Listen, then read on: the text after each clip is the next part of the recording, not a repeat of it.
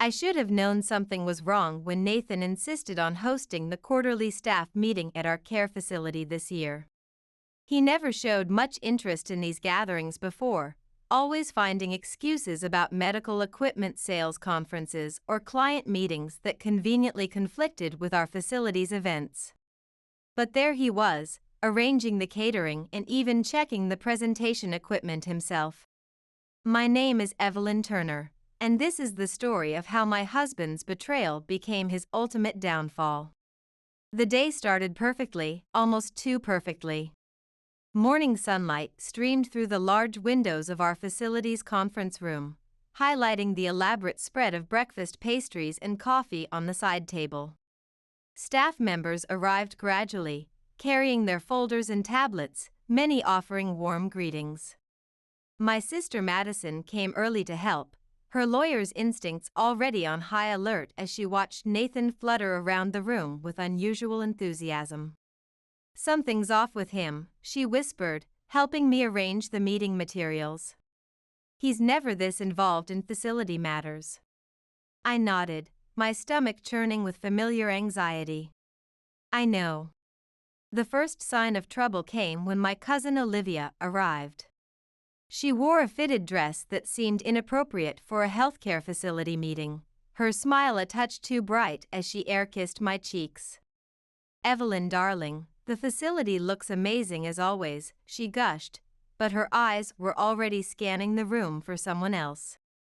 I watched as Nathan's face lit up when he saw her, a micro-expression that would have been imperceptible to anyone who hadn't spent 10 years memorizing every detail of their spouse's face.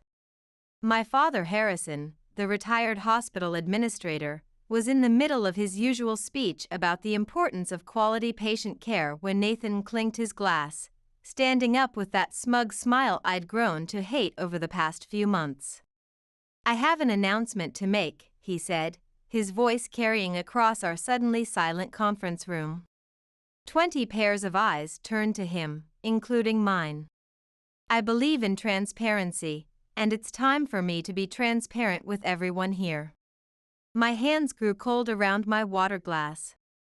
I knew what was coming, had known it was coming for months, but that didn't make it any easier. "Olivia and I are in love," he declared, reaching for her hand across the table. "We've been seeing each other for the past year, and we've decided to be together openly. Evelyn and I are getting divorced." The silence that followed was deafening. The soft hum of medical equipment from the nearby patient wing seemed amplified in the stillness. I could feel everyone's eyes shift from Nathan to me, waiting for the breakdown, the screaming, the tears. My mother Eleanor, still carrying herself with the composure of a former head nurse, half rose from her chair, ready to comfort me. Instead, I took a slow sip of water and set the glass down carefully, just as I'd learned to do during countless difficult family meetings with patients. "Is that all?" I asked, my voice steady with the same professional calm I used when handling facility crises. Nathan's triumphant smile faltered. This wasn't the reaction he'd expected. "Evelyn," he started, his tone condescending as if explaining a complicated medical procedure to a child, "I know this must be shocking." "Not really," I interrupted, standing up and straightening my blazer with the precision I'd learned during my nursing years. "Though I am curious about one thing, Olivia. Did he promise you a position on the facilities board? Because that might be a bit complicated now." Olivia's perfectly manicured hand tightened around Nathan's. "What do you mean?" I smiled, reaching for my phone with the same methodical movement I used when checking patient charts. "Oh, you'll find out soon enough. But please, don't let me stop you two from celebrating your grand announcement. I'm sure you have patients to attend to." "Evelyn," my father started, his face red with the same anger I'd seen when he dealt with negligent hospital staff, but I held up my hand. "It's fine, Dad, really." I turned to address the stunned room full of healthcare professionals. "I apologize to everyone for this unexpected entertainment. Please enjoy the breakfast." I need some air. As I walked out onto our facility's terrace overlooking the healing garden, I heard chairs scraping and voices rising. Madison followed me out, wrapping an arm around my shoulders with the protective instinct of both a sister and a lawyer. "You knew," she said. It wasn't a question. "For months," I confirmed, pulling out my phone and sending a quick text to Daniel, my lawyer. "And I've been preparing." "Preparing for what?" she asked, just as my phone buzzed with Daniel's response. I showed her the message, "All documentation is ready. Operation Patient Safety is go." "Evelyn," Madison breathed, "what have you done?" I could hear Nathan inside, his voice raised as he tried to maintain control of the situation that was rapidly spiraling away from his carefully orchestrated plan. Through the window, I watched as Olivia touched his arm possessively, her nurse's ID badge glinting in the morning light. "What have I done?" I echoed, a smile playing at my lips. "I've simply made sure that patient safety has an excellent lawyer, big sister. And trust me, what's coming is going to be one hell of a diagnosis." The look of confusion on Madison's face slowly transformed into understanding, then admiration. Behind us, the facility chaos continued to unfold, but for the first time in months, I felt the same calm that had carried me through countless medical emergencies. Nathan thought he was destroying my world today. He had no idea he just walked right into mine. The morning after the facility meeting disaster, I sat in Daniel's office, watching him sort through the stack of documents I'd been collecting for months. The files were filled with financial records, patient care reports, and internal audits. My friend Rachel perched on the leather armchair beside me, scrolling through messages from staff members still reeling from yesterday's events. 37 texts asking if you're okay, Rachel announced, shaking her head, and one very nasty one from Olivia calling you an ice queen. Should I respond to any of these? "No need," I replied, focusing on Daniel as he pulled out a particular file. "Let them talk." Daniel adjusted his glasses, spreading papers across his mahogany desk. The morning light caught the framed medical malpractice certifications on his wall. "Everything's in order, Evelyn." The timing couldn't be better, actually. Nathan signed the last transfer documents 3 days ago, thinking they were routine facility paperwork. "Show me again," I said, leaning forward. He pointed to Nathan's signature, bold and careless, at the bottom of each page.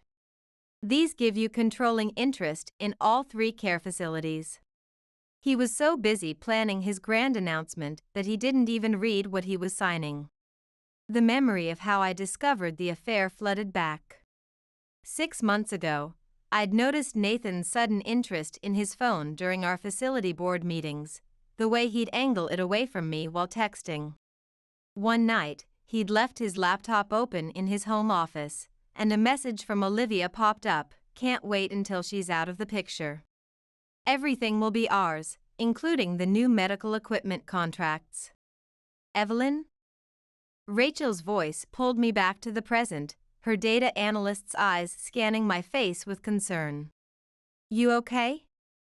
"I'm fine," I said, straightening my spine with the same composure I'd maintained through years of difficult patient consultations.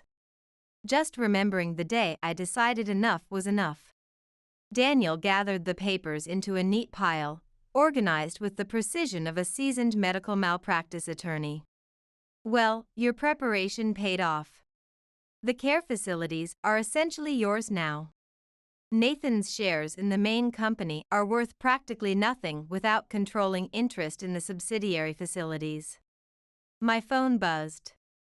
Madison calling. I put her on speaker. "Sis, you need to hear this," she said, her voice urgent.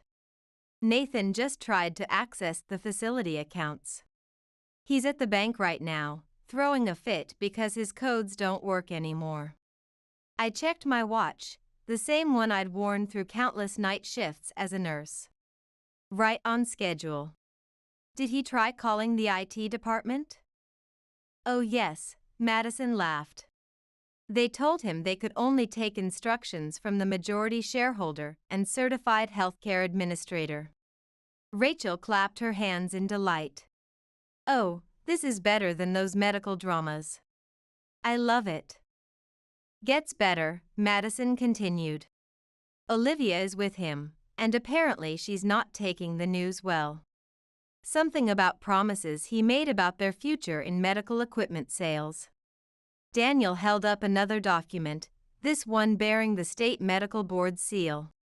Speaking of futures, we should discuss the ethics violation reports. The irony is beautiful. His own negligence in reviewing the documents protects your position completely. He can't touch anything you've acquired independently during the marriage, including the healthcare facilities I've quietly taken control of, I finished, allowing myself a small smile, the kind I used to give patients when delivering good news. The office door opened, and Daniel's assistant poked her head in. Mr. Reed is on line 1. He sounds upset. Daniel looked at me questioningly. I nodded, feeling the same steadiness I'd relied on during emergency situations. He pressed the speaker button. Nathan's voice filled the room, tight with barely controlled rage. Daniel, what the hell is going on? I need access to the facility accounts restored immediately. I'm afraid I can't help you with that, Nathan, Daniel replied with the calm demeanor of an experienced medical malpractice attorney. I represent the majority shareholders' interests now. What are you talking about? I own those facilities. Actually, you don't, I spoke up, using my most professional administrator voice. Not anymore. There was a moment of stunned silence, the kind that falls in a hospital room before critical news is delivered. Evelyn, you're there? What have you done? Nothing you wouldn't have done, I said, keeping my voice level with years of practice in delivering difficult news. Just protecting patient care standards and facility integrity. You taught me that, remember? Always be one step ahead in healthcare management. This is ridiculous, he sputtered. I'll fight this. With what money? I interrupted. The personal accounts are frozen pending our divorce settlement, and the facility accounts, well, you know how that's going. Olivia's voice came through in the background, shrill with the panic I'd heard from nurses during code blues. You said everything was taken care of. You promised me those equipment contracts. I'll call you back, Nathan snapped, and the line went dead. Rachel slow clapped. That was magnificent. It's not over, Daniel warned, his expression serious like a doctor preparing to deliver a difficult diagnosis. He'll try to fight this. Let him, I said, standing up and smoothing my professional attire. Everything was done legally. He signed every document voluntarily. His ego made him careless. He never thought I'd be capable of outmaneuvering him, just like he never bothered to understand the complexities of running a care facility. My phone buzzed again, a text from my mother. Your father's furious about the scandal, but I'm proud of you. As a former nurse, I know you're doing what's best for patient care. Come to dinner tonight. Going to face the family? Madison asked, still on speaker. I gathered my purse, feeling lighter than I had in months. Yes. It's time they understood that the quiet, agreeable Evelyn they knew is gone. Sometimes patient advocacy needs a little help, and I'm more than happy to be its assistant. As I left Daniel's office, I could almost hear the sound of Nathan's carefully constructed world crumbling around him, like the beeping of a failing vital signs monitor. It was music to my ears. My mother's house smelled like garlic and childhood memories as I walked through the front door. She was stress cooking again, a trait I'd inherited from her, just like my dedication to patient care. The kitchen counter was already crowded with 3 different pasta dishes. Mama? I called out, Are you feeding an entire hospital staff? She turned, wooden spoon in hand, marinara sauce dotting her retired nurse's apron. Evelyn, come taste this sauce. Does it need more basil? Before I could answer, my father's voice boomed from his study, carrying the authority of his years as a hospital administrator. Is that her? Evelyn, in here now. Here we go, I muttered, squeezing my mother's hand as I passed. Dad sat behind his massive desk, looking every bit the healthcare executive he'd been for 30 years. Close the door, he commanded. I did, then took a seat across from him, smoothing my skirt with steady hands trained by years of patient care. What you're doing, he began, it's not right. Taking a healthcare facility from him. Taking what's rightfully mine and protecting our patients, I corrected. There's a difference. He slammed his hand on the desk. It's vindictive. This isn't how we handle healthcare matters. Healthcare matters? I laughed, the sound sharp and bitter like hospital coffee. Like how Nathan and Olivia handled things? By humiliating me in front of our entire staff? That's different. Why? Because he's a man?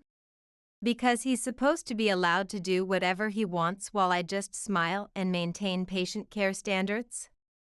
My father's face reddened. You're acting out of anger. No, I cut in, leaning forward. I'm acting out of professional responsibility. Something you taught me. Remember? Never compromise on quality of care. That's what you used to say. The study door opened, and my mother walked in, wiping her hands on her apron, carrying herself with the quiet authority she'd developed over decades as a head nurse. Harrison, enough. Our daughter is right.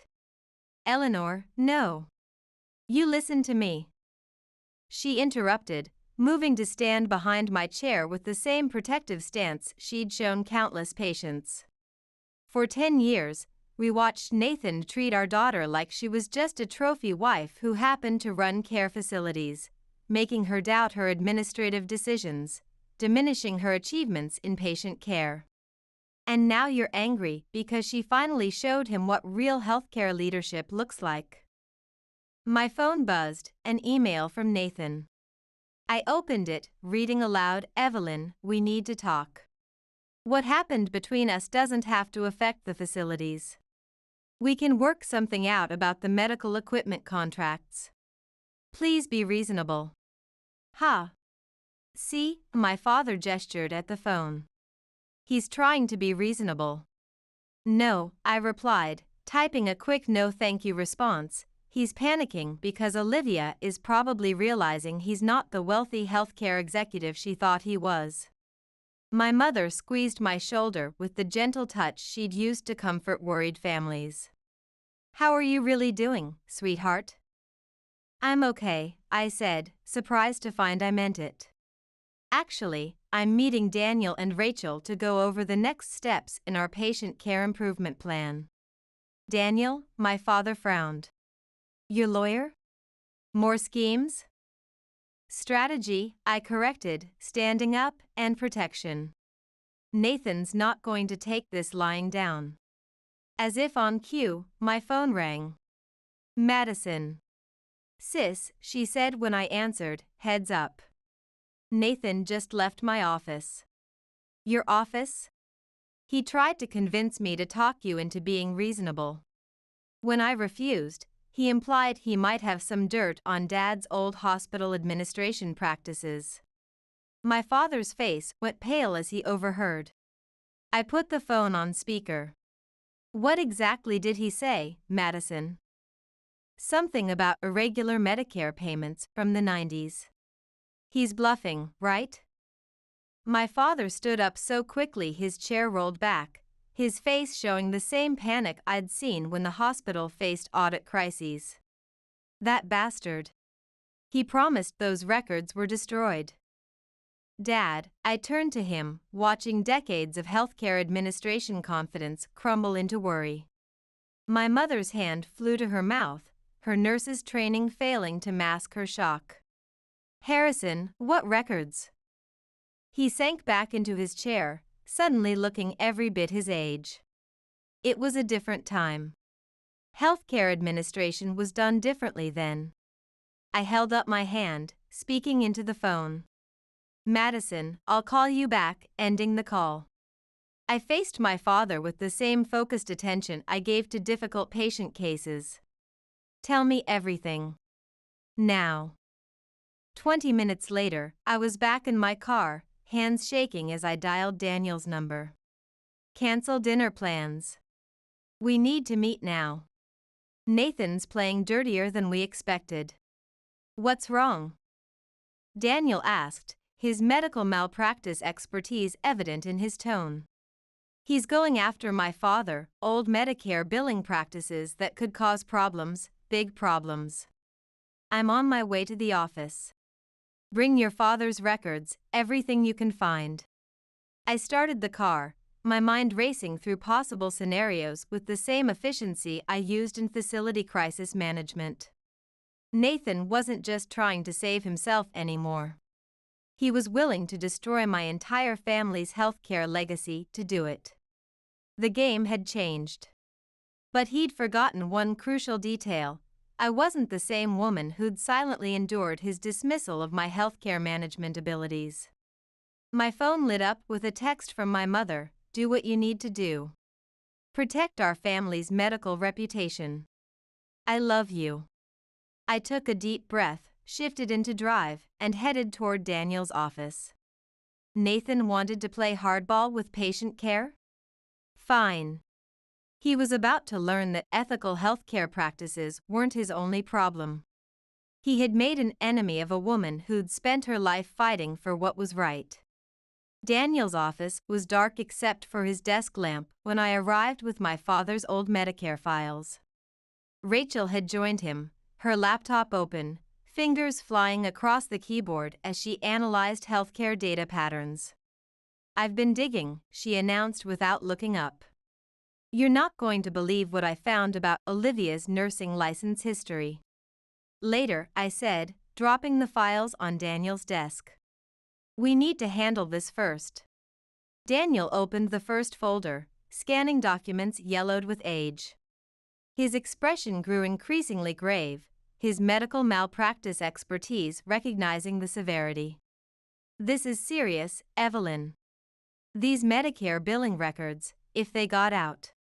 My father's medical reputation would be ruined," I finished. "I know." Rachel finally looked up from her screen. "But how did Nathan even know about these?" A memory hit me like a crash cart emergency, the annual healthcare conferences. Every year, he'd attend with my father. They'd discuss industry practices, share administrative stories. I grabbed my phone, dialing Madison. "What's up?" she answered immediately. "Those healthcare conferences Nathan attended with Dad, were you ever there when they came back?" "Sometimes. They'd be excited, talking about new industry developments." "Oh God. Dad talked, didn't he?" "Bingo," I said, hanging up. Daniel was already organizing the documents into piles. "Okay, we need to." His office door burst open. Olivia stood there, her nurse's scrubs wrinkled, mascara streaked down her face. She spat at me. "You've ruined everything." Rachel stood up, moving between us with the protective instinct of a healthcare professional, but I waved her off. "Please, enlighten me about how I ruined your perfect plan to steal my husband and my facility's medical equipment contracts." "He was never supposed to lose his position," she shrieked. "This isn't what we planned." I leaned forward. "We?" Olivia's face went white. She stumbled backward, but Rachel was faster, closing the door behind her. "Sit down," I commanded, using my administrator voice. "Tell me everything."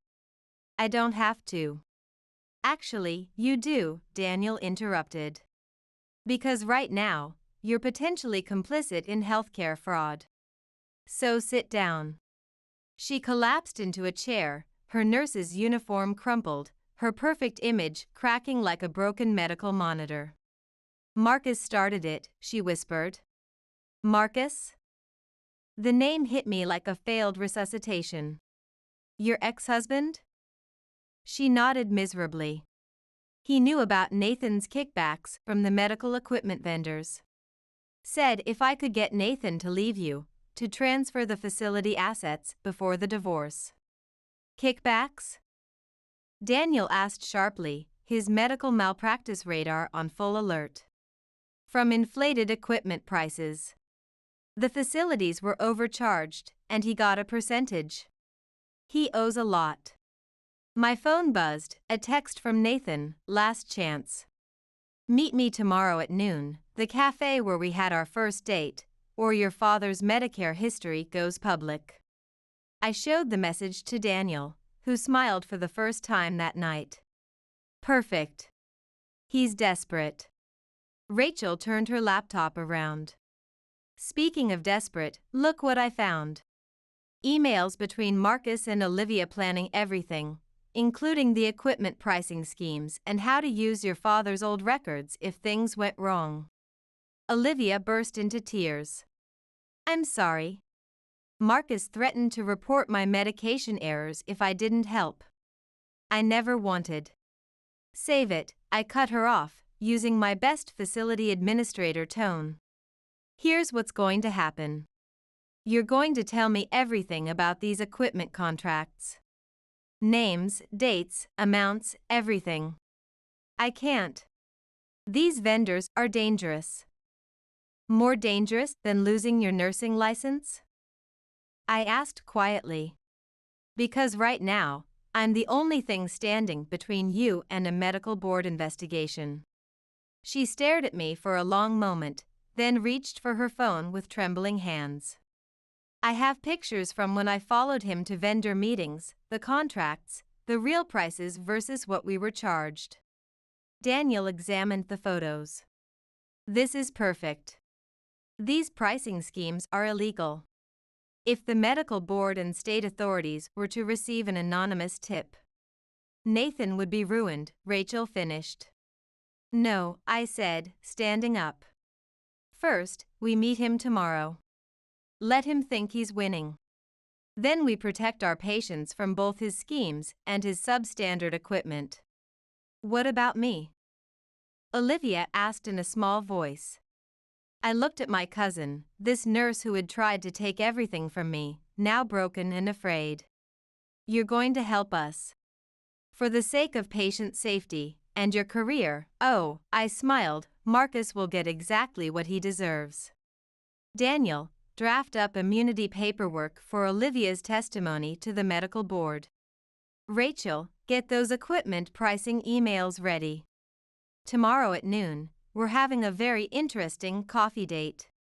As Olivia signed the papers Daniel quickly prepared, my phone lit up with another message, this time from my mother. Remember what I taught you about patient advocacy and forgiveness.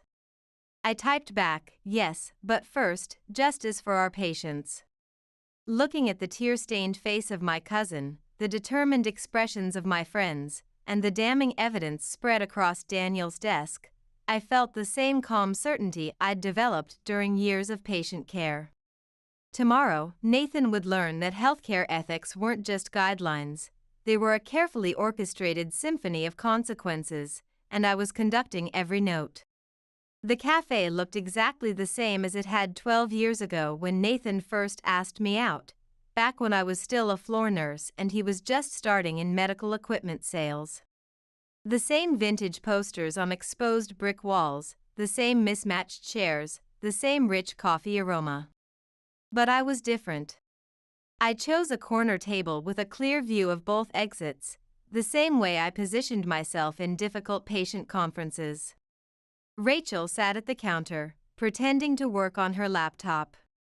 Madison and Daniel waited in a car across the street. Everything was in place. Nathan walked in at exactly noon, wearing his favorite sales presentation suit, the one he wore when closing big equipment deals. He slid into the chair across from me, that familiar smug smile playing on his lips. "You're looking well," he said as if we were meeting for a casual catch-up. "Cut the small talk," I replied. "You threatened my father." He leaned back, adjusting his gold cuff links, a gift from my father last Christmas. "Business is business, darling. You forced my hand. Like you forced Olivia's hand with those inflated equipment prices?" His smile faltered for a split second. "What are you talking about?" I pulled out my phone, playing a recording. Olivia's voice, tearful but clear, detailing the scheme with Marcus, the kickbacks, everything. The color drained from his face like a patient going into shock. "You're bluffing." "Am I?" I slid an envelope across the table. "These are copies of your equipment pricing contracts, showing the real costs versus what you charged our facilities.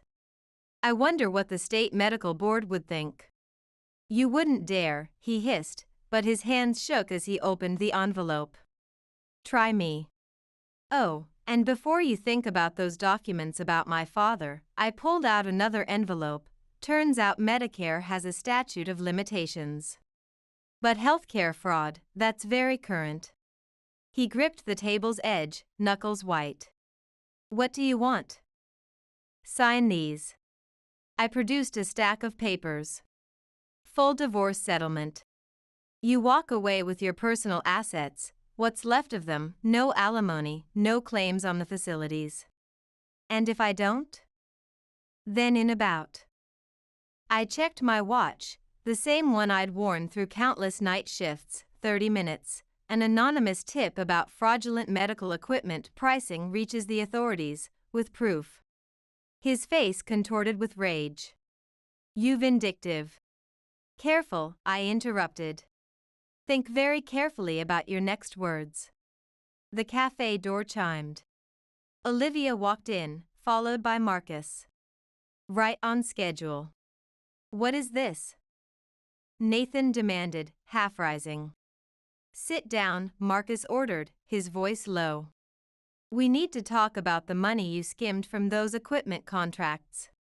Nathan's face went from red to white. "You told her?" "She told me everything," I said. "How you inflated prices to cover your gambling debts. How you promised Marcus a piece of the healthcare business once you married Olivia and took control. One problem, though, it was never your business to give away." "You set me up?" Olivia said, her nurse's badge catching the light, tears in her eyes. "Used me to cover your equipment fraud, made me betray my own family and my nursing ethics." Marcus stepped closer to our table. "I want my money, Nathan. Now." I don't have it," Nathan stammered. "Then sign the papers," I said, pushing them toward him. "Walk away, clean start, fresh." His hand trembled as he reached for the pen. "This isn't over." "Actually, it is." I nodded to Rachel, who pressed send on her laptop. "Those emails about the equipment pricing schemes are now in the possession of every board member and the state medical board. Your reputation in healthcare is finished." He scrolled his signature across each page, desperation replacing arrogance in his eyes. "You've thought of everything, haven't you?" "I learned from the best," I replied, standing up. "You always said healthcare management was about staying one step ahead." As I gathered the signed papers, Marcus grabbed Nathan's arm. "We're going to have a private conversation about payment plans." "Evelyn," Nathan called as I headed for the door, "I'm sorry. I never meant." "Save it," I cut him off. "You're only sorry you got caught compromising patient care." "Goodbye, Nathan." Outside, Madison and Daniel were waiting. "Did he sign?" Daniel asked, his medical malpractice expertise evident in his careful examination of the documents. I handed him the papers. "Every page." "How long until it's official?" "I'll file them today. By next week, you'll be free." Madison hugged me tight. You did it, sis. My phone buzzed, a message from my mother. Is it done? I typed back, yes. Family dinner tonight? Her response came immediately, of course. Your father's making his famous lasagna. Says he's never been prouder of your commitment to ethical healthcare. Looking back through the cafe window, I watched as Nathan withered under Marcus's quiet threats. Olivia caught my eye and mouthed thank you before slipping away. Ready to go? Madison asked. I took one last look at the cafe where my story with Nathan had begun and where it had just ended. More than ready. It's time for a new chapter in patient care. As we walked away, I heard Nathan's desperate voice floating through the open window, pleading with Marcus. But I didn't look back. Healthcare ethics had finally caught up with him, and I had a facility to run. The boardroom fell silent as I walked in, heels clicking against the polished floor. 12 pairs of eyes followed my movement to the head of the table, Nathan's former seat, my seat now. Good morning, I said, placing my laptop down. Shall we begin our patient care review? Harold, the oldest board member and former chief of medicine, cleared his throat. Miss Turner, given the unusual circumstances of your acquisition. You mean how I legally obtained controlling interest while my husband was busy planning to defraud our facilities through inflated equipment prices? I smiled pleasantly. Those circumstances. Nervous laughter rippled around the table. Before Harold could respond, the door burst open.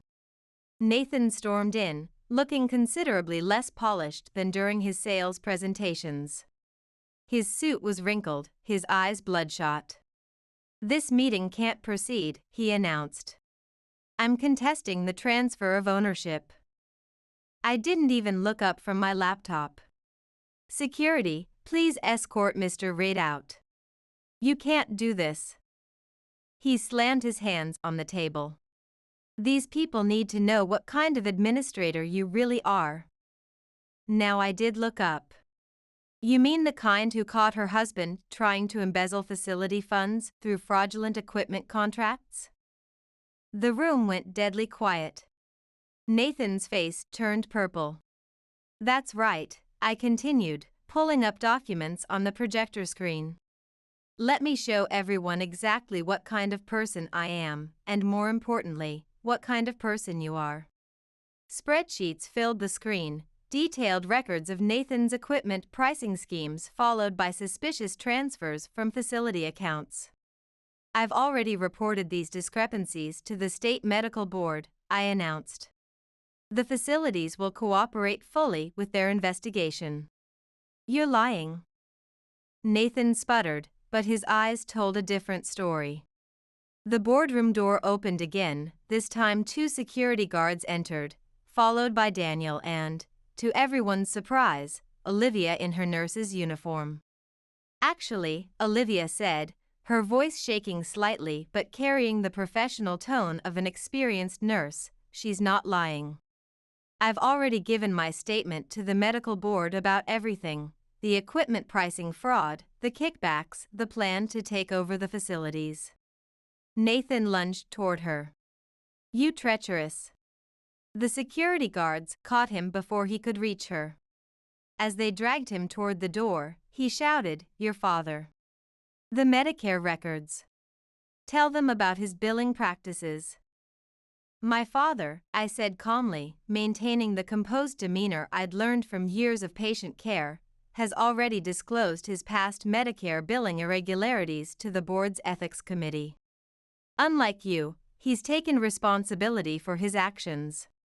Harold stood up, his medical authority evident in his bearing.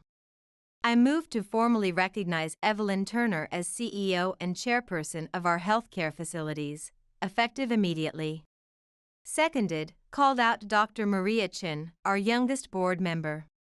I've seen enough. The vote was unanimous.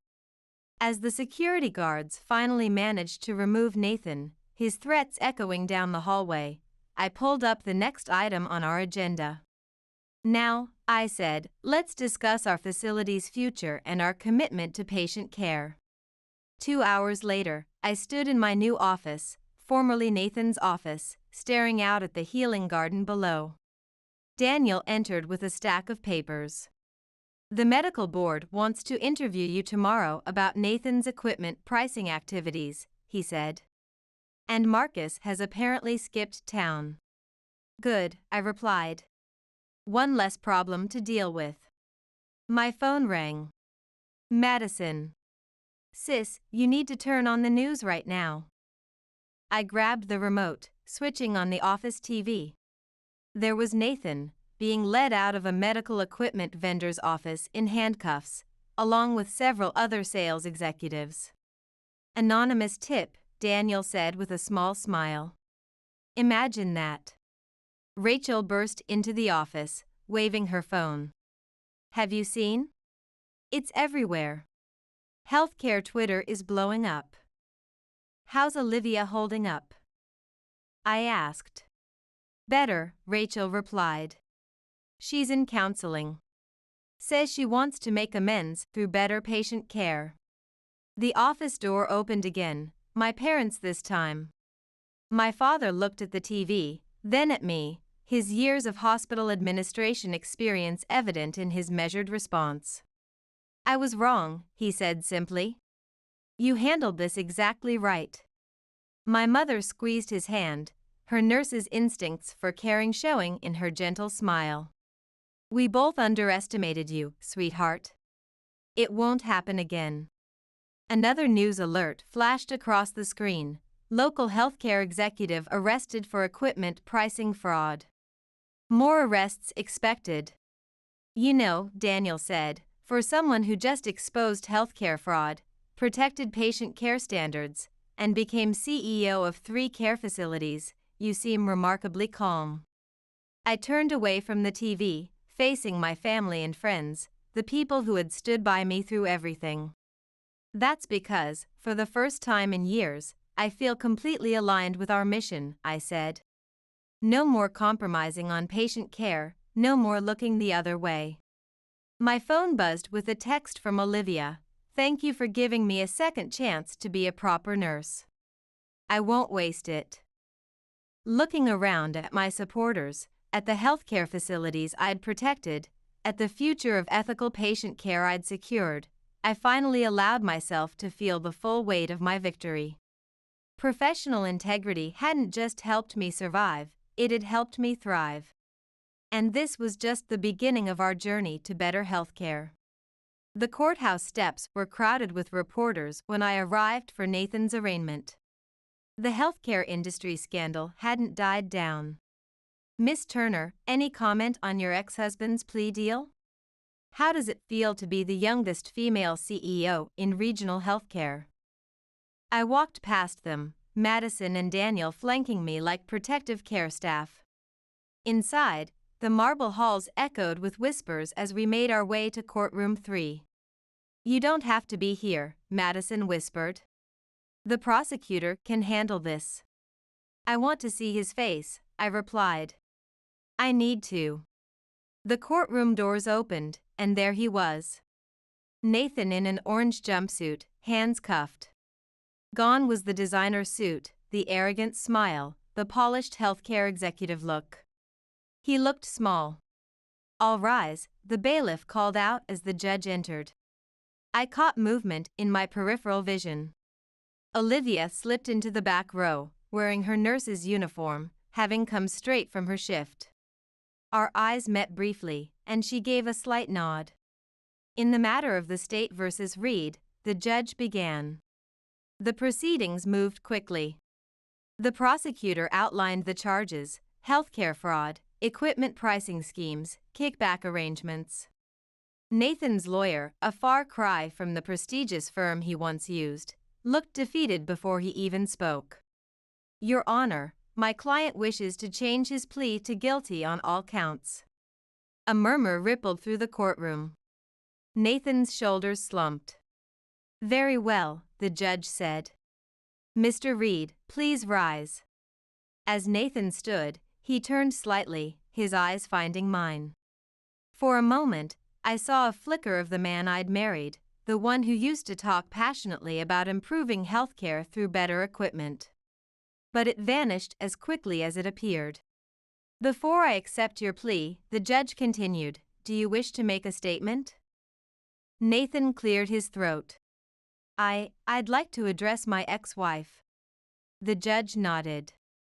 I sat straighter, maintaining the professional composure I'd learned through years of difficult patient consultations. Evelyn, his voice cracked. You were right about everything. I thought I was smarter than everyone else. I thought I could manipulate healthcare costs for profit, but you beat me at my own game. And the worst part is, you did it legally, perfectly. Everything I taught you about healthcare business, you used to protect patient care. Is there a point to this? The judge asked. Yes, Your Honor. I'm trying to say I'm sorry. Not just for the fraud, but for underestimating you, for betraying you, for thinking you were just a nurse who wouldn't fight back. The prosecutor stood. Your Honor, while this is touching, we have a plea agreement to discuss. Indeed, the judge said. Mr. Reed, this court accepts your guilty plea based on the agreement reached with the prosecution. You are hereby sentenced to 5 years in federal prison, with an additional 3 years of supervised release.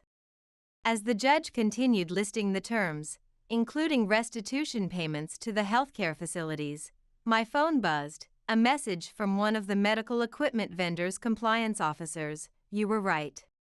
Found the hidden billing records. Sending details now. I forwarded it to Daniel without looking at him. We'd discuss it later. The bang of the gavel brought my attention back to the proceedings. As the bailiff led Nathan away, he tried one last time to catch my eye. I stared straight ahead, the same way I'd learned to maintain focus during medical emergencies. Outside, the reporters were waiting. This time, I stopped. Miss Turner, your response to your ex-husband's courtroom apology? I adjusted my blazer, channeling years of professional healthcare administration. Actions have consequences. Mr. Reed's actions compromised patient care, nearly destroyed our facilities, and ultimately destroyed his career. Let that be a lesson to anyone who thinks they can put profits over patient welfare. Back at my office, I found my parents waiting in the executive suite. My father held up a bottle of sparkling cider, remembering my healthcare facility's no-alcohol policy. The board meeting went well? I asked, though I already knew the answer. Unanimous approval of your 5-year patient care improvement plan, he beamed. And our facility ratings are up 12% since the announcement of Nathan's plea deal. My mother poured the cider. To patient care, she said, raising her glass. To integrity, my father added. To both, I said, clinking glasses with them. My phone buzzed again, a text from Olivia. Thank you for not mentioning my nursing errors in court. I start my new position in geriatric care next week. I typed back, clean slate. Make our patients proud. Looking out my office window at the healing garden below, I watched the sun setting on one chapter of my life and rising on another. The facilities were thriving, Nathan was facing justice, and I. Earth to Evelyn. Madison waved her hand in front of my face. Where'd you go just now? I smiled, turning back to my family. Just thinking about tomorrow. We have work to do. Because that's the thing about healthcare ethics. They don't just protect patients, sometimes they deliver opportunities. And I was ready to seize every single one. The autumn breeze carried the scent of fresh coffee and antiseptic as I unlocked the door to my old cafe, now transformed into a community health education center. The realtor had called yesterday with the news. The owners were selling, and I'd made the highest bid. It's perfect, Rachel said, running her hand along the exposed brick wall. But why this place? Because, I smiled, sometimes the best revenge is helping others. The vintage posters were being replaced with health education materials, the mismatched chairs rearranged for community workshops, but the bones were good, just like mine had been after Nathan's betrayal. My phone buzzed, a text from Daniel, medical equipment vendor audit complete. State board moving forward with full investigation. Good news? Rachel asked, noting my expression. The best kind. Justice keeps rolling in. The bell above the door chimed. Olivia walked in, looking different in her new geriatric care scrubs, more like the dedicated nurse I remembered from her early career days. When you asked me to meet you here, she said, glancing around at the health education posters, I almost didn't come. But you did. I pulled out a chair. Sit. We need to talk about our community outreach program. She sat, fidgeting with her ID badge. I heard about the equipment vendor investigation. They found everything. Yes, but that's not why I asked you here. I slid a folder across the table. She opened it, her eyes widening. This is a program proposal, I said. The Education Center needs a director of community health programs, someone who understands both patient care and redemption, someone who needs a real chance to make a difference. Tears welled in her eyes. After everything I did. The past is past, I interrupted. What matters is what we do for our community now. The door chimed again. My parents entered, followed by Madison and Daniel. Well, my father asked, looking around at the health education materials. Is it official? I held up the keys. Just signed the papers this morning. My mother pulled out a small, wrapped package. Then you'll need this. Inside was a framed photo, me at 22, in my first nurse's uniform, learning the value of patient care. Remember what you told me that first day, my mother asked. That someday you'd find a way to help more people. And now she runs 3 care facilities and a health education center, Madison grinned. Daniel cleared his throat. Speaking of helping people, the board approved your proposal to start a foundation supporting healthcare education for underprivileged students. They were particularly impressed with the mentorship program. A program I hope you'll help with, I said to Olivia. Your experience could help guide others toward ethical patient care. She wiped her eyes, nodding. I'd like that. My phone buzzed again, a news alert. Former healthcare executive begins prison term, ex-wife's facilities report record patient satisfaction scores. You know, Rachel said, reading over my shoulder, for someone who lost everything, Nathan sure helped you find your true calling. No, I corrected her. I found my calling in patient care long ago. He just made the mistake of trying to corrupt it. The afternoon light streamed through the windows, casting warm patterns on the educational displays.